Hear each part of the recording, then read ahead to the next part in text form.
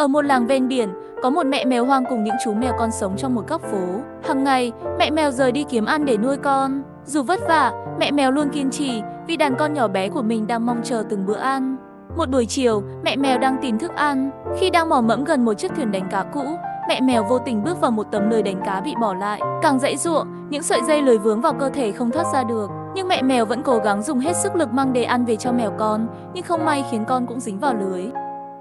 May mắn thay, một người hàng xóm trong làng tình cờ đi ngang và nghe thấy những tiếng kêu yếu ớt của mèo con, nhận ra một con mèo đáng thương đang mắc kẹt trong đống lưới. Mọi người đang cố gắng tìm mọi cách để hỗ trợ mèo mẹ và những đứa mèo con.